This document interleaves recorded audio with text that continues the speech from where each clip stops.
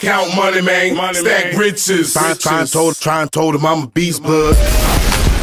What's up, everybody? Welcome back to another episode of the GRINDcast. Get ready. It's a new day, and we have a very special, extra special guest today.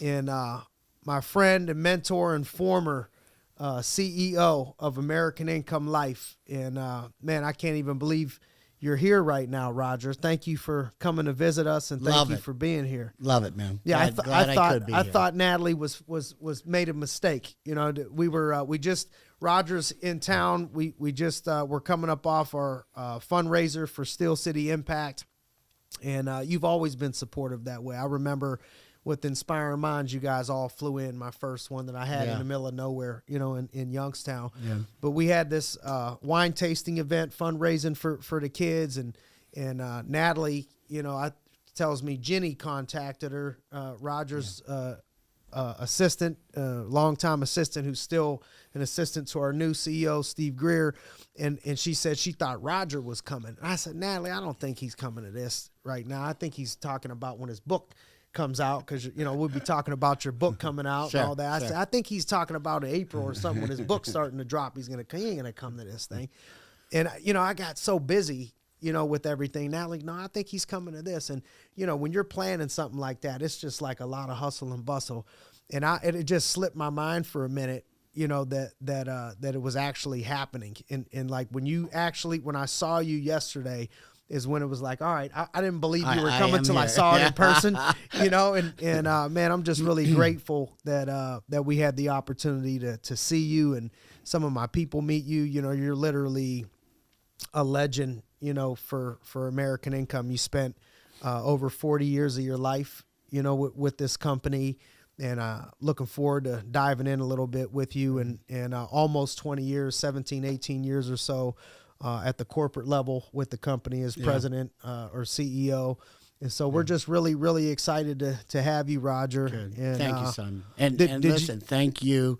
Thank you for being you, you know, and I mean this sincerely, that what you do and the way you give back to your community is really one of the core philosophies of American Income. And it's one of the philosophies that Mr. Rappaport, you know, tried to pass down to us. And, of course, you know, I tried to continue.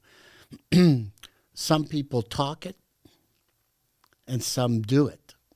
And the reality of it is very few really do it at the level that you do. So I appreciate you, man, and I appreciate what you do. And it was really a pleasure, and it was inspiring for me to come and see what you're putting together. Really inspiring to me. You know, I remember when Marcus Smith, you know, who called my resume and was my first mentor here, you know, when we first started getting going, I remember before I met you, he's like, man, you're going to love our CEO. You're going to love Roger.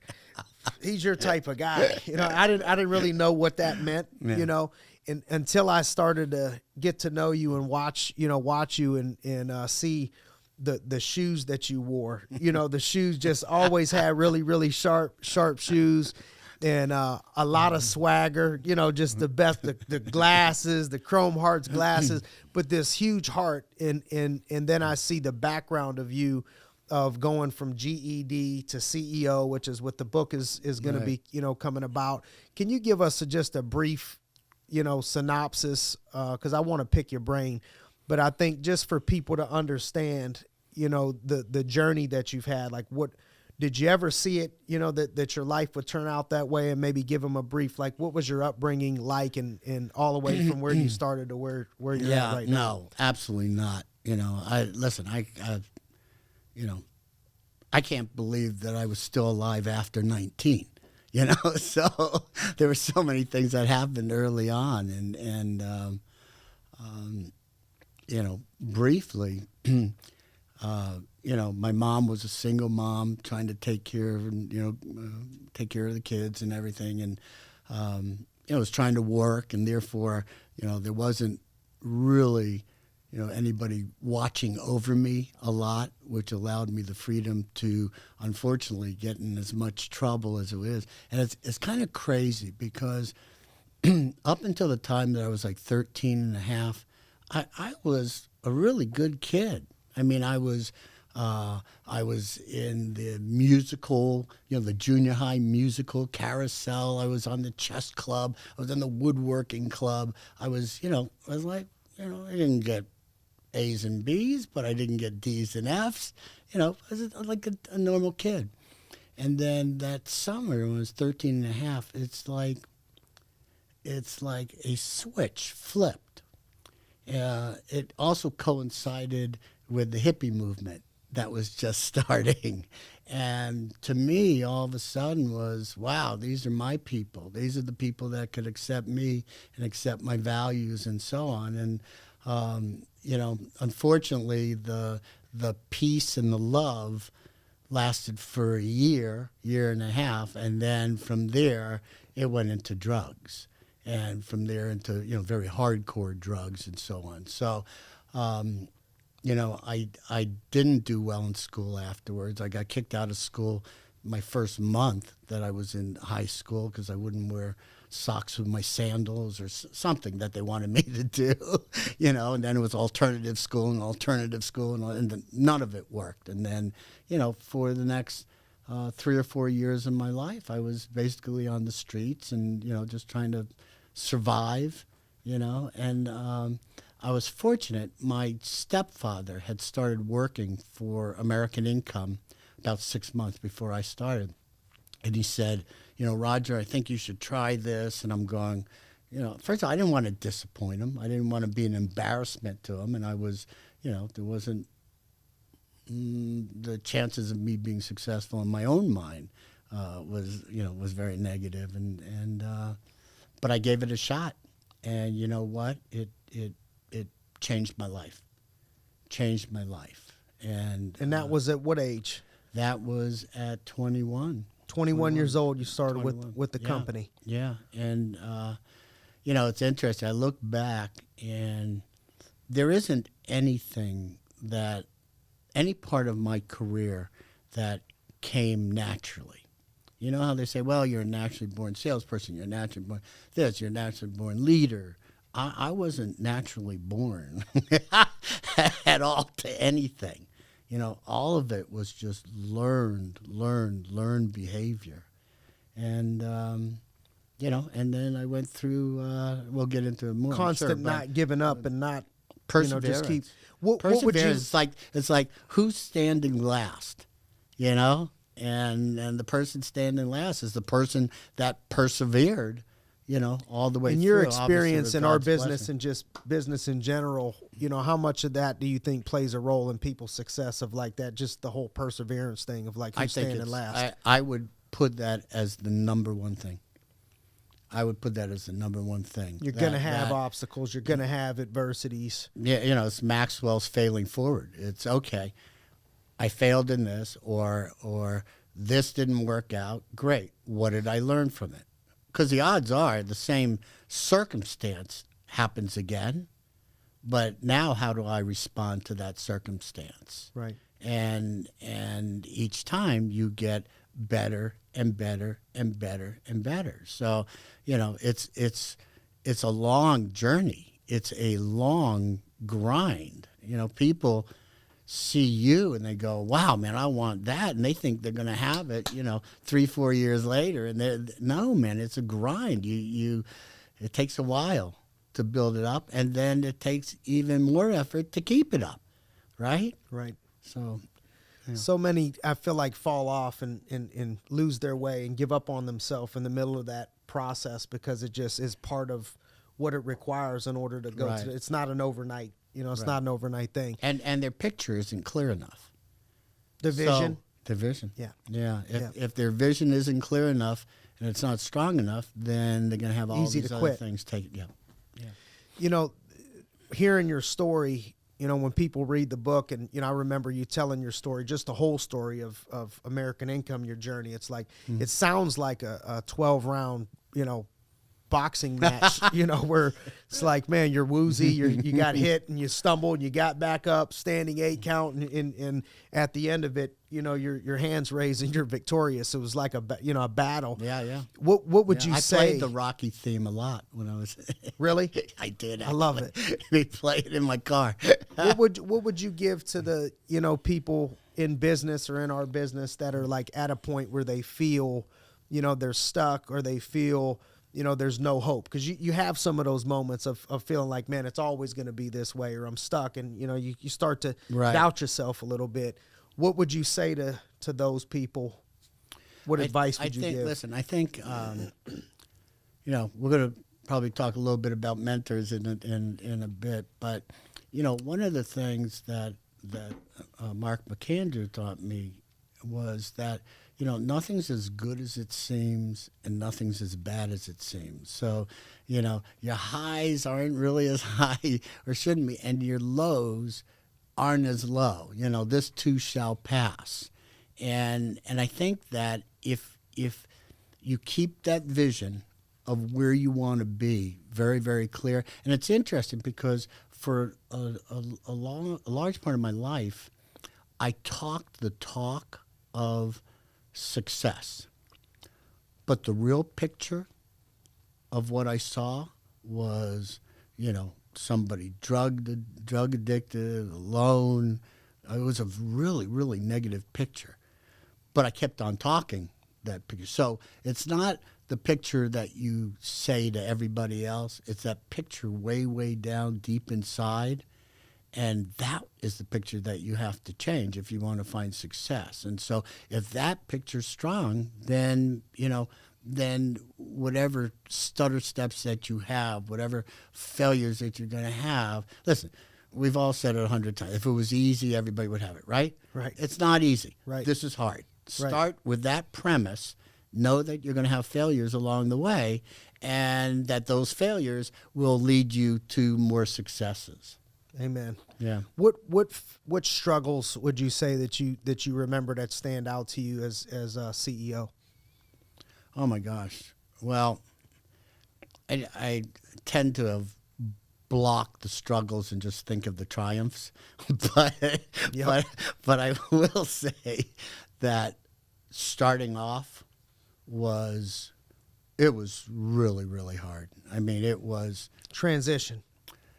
Yeah, well, first of all, there was a few transitions. Number one, I was used to running my own shop, right? And all of a sudden, now I was in a corporate world.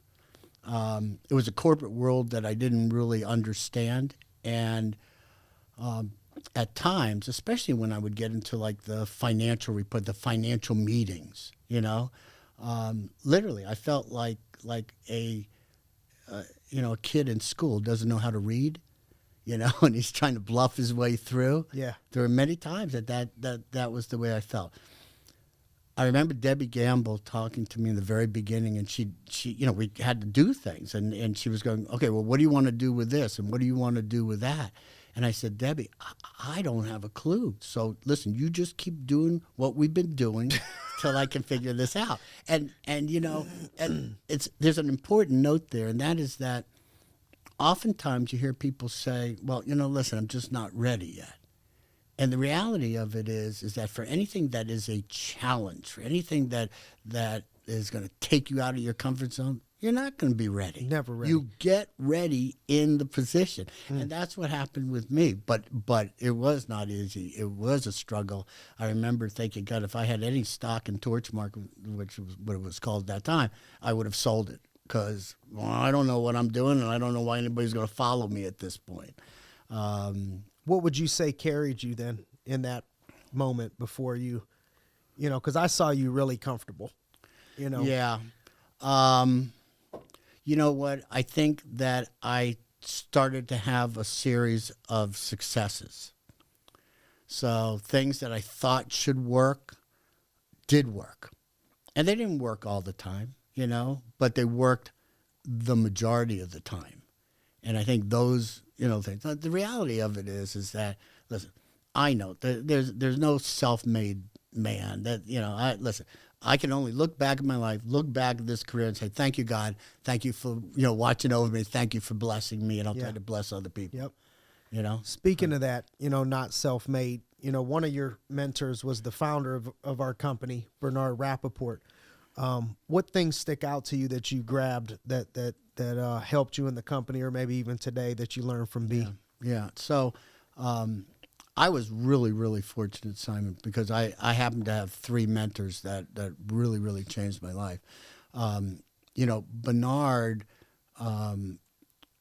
taught me about the social injustices of the world. I was fortunate because my mom had also taught me, but Mr. Rappaport really solidified about what was happening, and that you're only as good as the community that you're in, and if that community's suffering, then then everything's suffering, and so it's your responsibility to put back into that.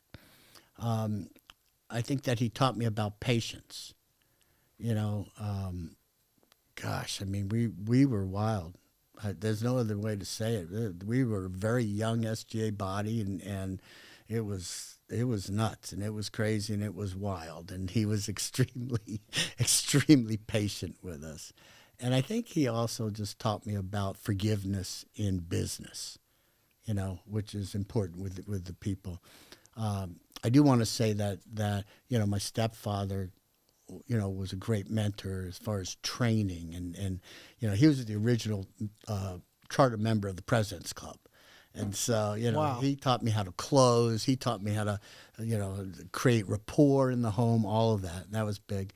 And then Mark McAndrew, who really taught me about data, and up until that point, we only knew one way: Emotion, feeling. Emotion. Yep. Motivate with emotion, and if it's negative, use emotion, scream. And he taught me about data and using data, in for the negative parts of the business.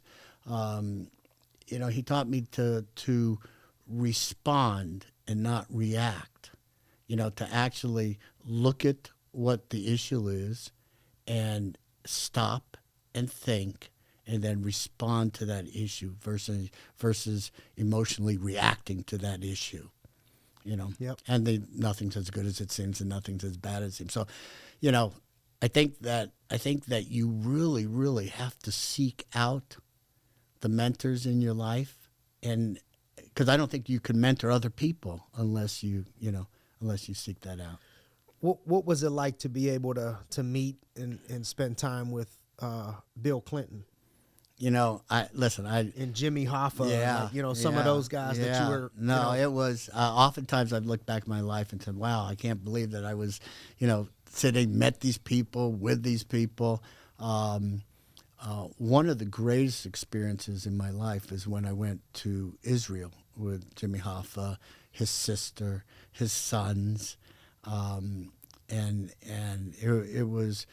Teamsters had always been involved in Israel, and the father Hoffa had an orphanage in Israel, and so when I went with Jim, they recreated the opening of the orphanage and stuff, and it was an emotional experience. I remember talking to the grandsons, who were grown at that time, and I told them, I said, listen, I was in New York City and I saw on a billboard it says, do you know where Jimmy Hoffa is or something? And I was thinking, as a grandson, how do you deal with that? How do you deal with, all the crap that goes on, and how did you deal with it? Because they were in school at that time. And he said, I dealt with it with my fists in the beginning, and then I learned how to do it with words. So, you really get to know these people personally, and how much they are committed to doing right, and doing right by working people.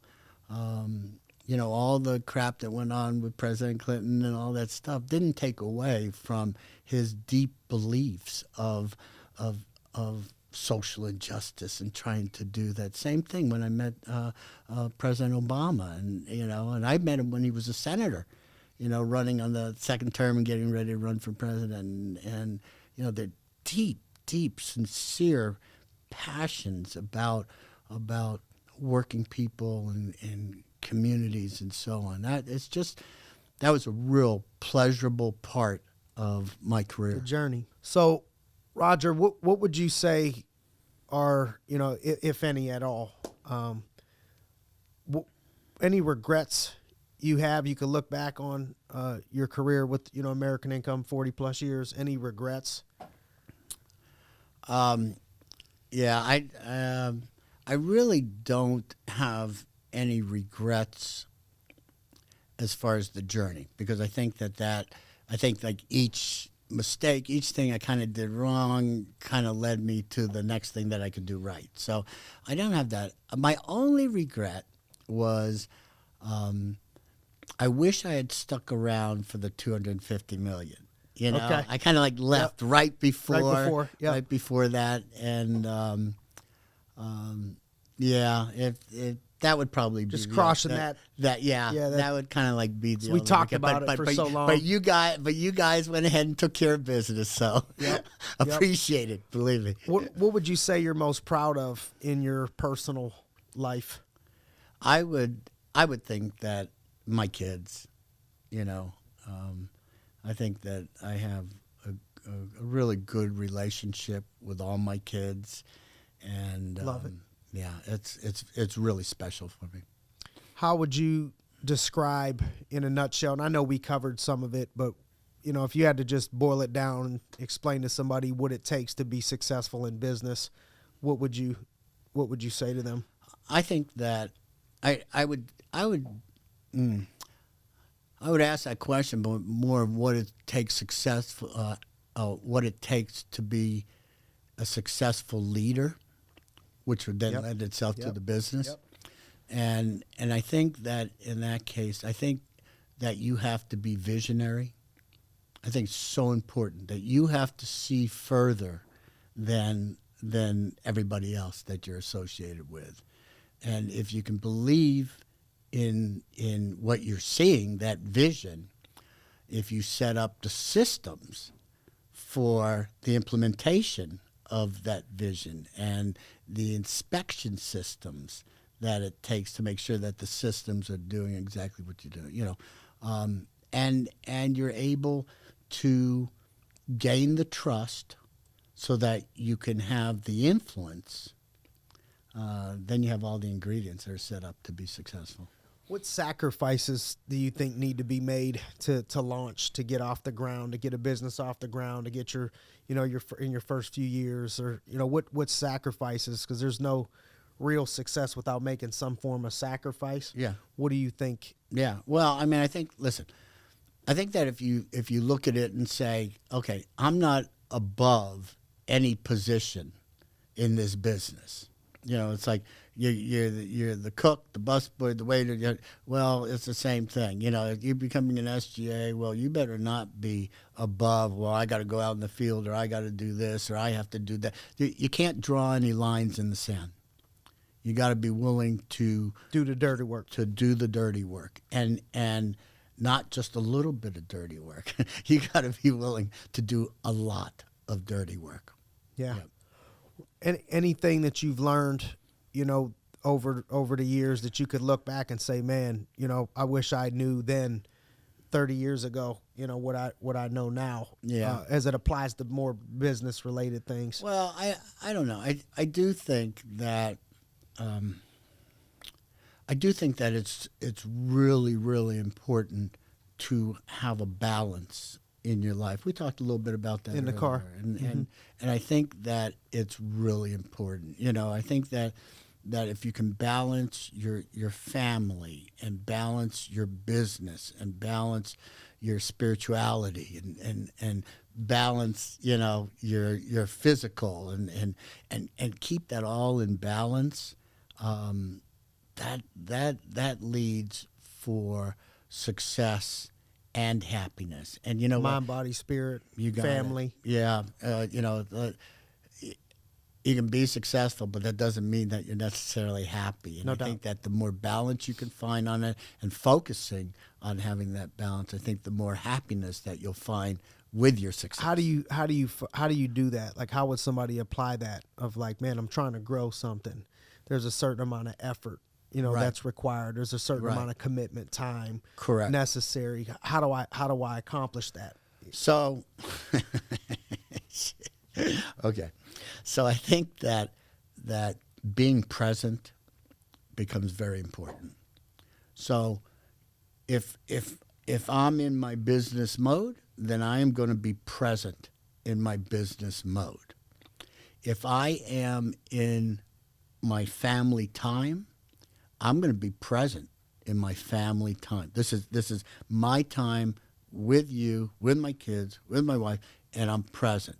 If I'm working out, I'm not taking calls when I'm working out. This is my time physically for me.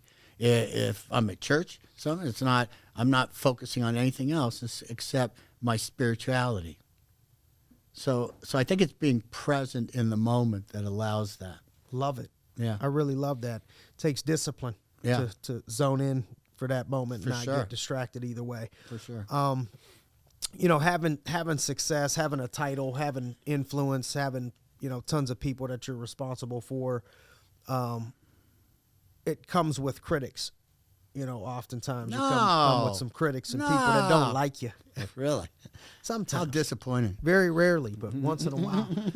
How have you been able to handle when you did have, critics or people that, hated you or hated on you, or, how did you learn to handle that? Okay. So, first I had to differentiate whether they just didn't understand where I was trying to go, or if they were just going to hate on me no matter what, right? So I felt that it was part of my responsibility to make sure that I spent the time so that they understood what my vision was, why I had the vision, why it was important for this change. Then if they kept on and they just wanted to hate, then I just had to have the attitude like, well, okay, really, who gives a, because I can't get off my mission because of the chatter. And there's always going to be the chatter. If you're good, somebody's running at you. And a lot of times those people aren't playing fair. So Yeah. So as long as you're aware of it and you know it, then it's just like chatter in the background. You just, How have you learned, or how would you suggest for people to learn? Every time I think I have this mastered, my emotions take over once in a blue moon, and I realize that I don't have it mastered, but I've come so far. Mm-hmm. And then I have the opportunity to mentor other people, on their journey. And I see, the first thing is, like you said, is it, do they just not understand? Or is the first thing, let me look at myself and ask myself, maybe, is there something I can learn? Are they right? Is there part of it that, that's Sure. not necessarily hating on me, but they're right.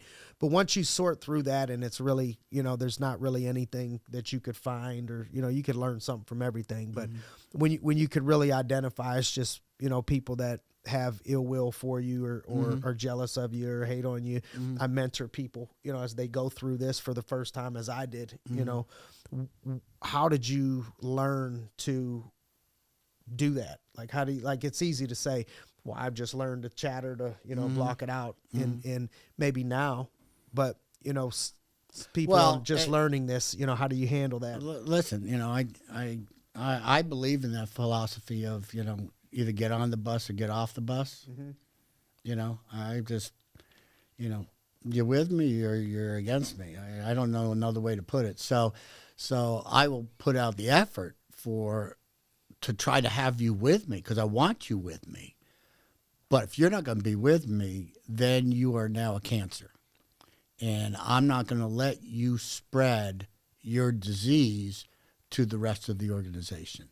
So, there was quite a few people that retired, or I might have asked to or suggested. listen, I turned over 50% of the SGA body in the first year that I was running the company. So, either come with me or don't. Yep. And that's kind of the way that I dealt with it. Did that answer your question? I think it did. I think it did. Perfect balance of it, actually. Did you ever, see, or could you ever imagine yourself, when you were at rock bottom, being the CEO and, retiring with, the life that you were able to retire with? Never could see it. Never. No, I mean, no, I didn't. For many, many years of my life, it was a very destructive picture. So for sure I couldn't see it then. And then, I think that what happens is as you get more and more successes, then at least for me, it's like, oh, wow, I can do this. Oh, wait a second. I can really lead this. I can achieve this goal. I can affect this many people. I can inspire this many people. I can teach people about giving back. All these things that I could actually do. That stands out to me, too. I think when you talk about balance, one of the balances that I saw you lead with that I admire is your balance to be able to retire people. If you need to encourage them to retire, but also have such a heart, for people to forgive people and to be able to work with people, that were struggling or had in a situation. Like you had that perfect balance of, man, he has such a huge heart and a soft heart, but he's not soft. He'll cut you in a minute. It's like, man, what a balance. And then your heart for always giving, to people, man. There's like, man, these moments, we were joking in the car. I was saying, man, sometimes I can't remember what I did last week, or what I said last week, but there's like very significant things that I can remember of people and things that happened in my life. Like one of the moments I remember at convention, I think your father was there, your stepfather was there, Bernard was there. And I was real young in the business, a couple years in, and I loved your chain. You had that dagger, and I still have it. I should have brought it today. The Chrome Hearts dagger chain, which is why Marcus saw. It was one of those things. It's like, man, what a balance. He's like, he's such a business person, but he got a little thug in him. And I love that chain, and I complimented you, and I came downstairs. We were outside, and you walked up to me and gave me the chain. Gave me that chain, and I've had that chain for 14 years, since you gave me that chain. And the first time that I kicked off 8 years ago, my first fundraiser, when I ever thought about doing a youth program and stuff, to watch Mark McAndrew, former CEO of Torchmark, and you and Jim and so many people get on a plane, and teammates and players, around me, coaches, get on a plane, and there's no real like flights that are going straight to Youngstown. You got to like, it's a hustle, to get to Youngstown, and that you would come out there and do that. And then same with, just you showing up at something like this, recently. Your heart for giving, and leading by example has inspired me a ton. Thank you. I've given the chain off of my neck to people to hope to give the feeling to them that you gave, to me. There's people in this office walking around with my chain, Perm, you've seen me, give my chain to people, and that started, started with you. Thank you. And I really appreciate that. And I think people are really going to benefit from learning your journey. And I'm really excited about the book that's getting ready to come out. Your book that's coming out is called From GED to CEO. Most unlikely leader, an unbelievable journey from GED to CEO. Yeah, I'm excited. A lot of people are going to find inspiration from this. A lot of parents are going to want their children to read this. There's a lot of people that are going to find hope in that journey, in that never quit, attitude. I hope so. It super excited for you. My purpose in hoping that I could inspire people and. When's the book come out? So like every other industry.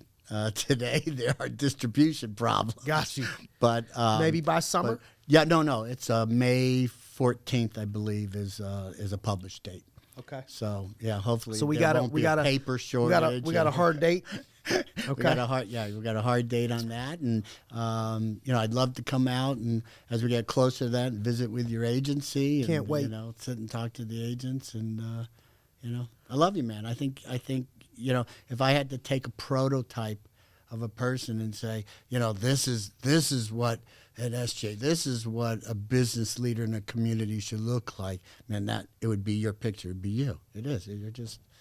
You're a remarkable human being. Appreciate it. Yeah. Means a lot coming from you. How would somebody go about following you or following your journey or any of that? I know you're super young at heart and always have that swag, but I know you're new to the social media. Telling me that. You're on social media right now. I am on social media, and is it just Roger Smith? Peter would have to tell me what that is. Peter's with us. So, Peter, how would they get a hold of Roger Smith, CEO, on Instagram and on TikTok? Roger Smith, CEO, on Instagram, and we got him on TikTok? Yep. All right. That's what I'm talking about. Okay. And then the most unlikely leader is the book's pages. The most unlikely leader is the book. Yeah, and it's on Amazon as the most unlikely leader as well. It's on Amazon? Right now. Okay. They could pre-order it right now? Yep. Beautiful. Beautiful. Okay. Well, Raj, I just want to say thank you for taking time out and getting on a plane and coming to support, and thanks for joining us on an episode of the GRINDcast. Yeah, we appreciate having you. Yeah, love it. So if this helped anybody, please share it so we can continue to inspire people. Stay tuned on Roger Smith's book soon to come out. And thanks for joining us on another episode of the GRINDcast. Get ready, it's a new day. Thanks for joining us again on another episode of the GRINDcast. If you're looking for extra help, extra mentorship, or you know somebody that does, just this past year, my partner Marcus Smith and I, who was the guy that started me into business, called my resume and was one of my first mentors. My partner Marcus and I opened up Cash Money Mentoring, something that would provide an affordable way, for people at all different walks of life, different businesses, different stages of their life and career, for us to be able to in-person live mentor folks and help them. I got so many messages on Instagram and social media, so many people asking for time, and I hated that I had to say no, that we found a way to say yes. And so every month we're spending a few hours with people. So head over to cashmoneymentoring.com. And thank you, as always. Thank you for the time that you've invested with us. And let's get it.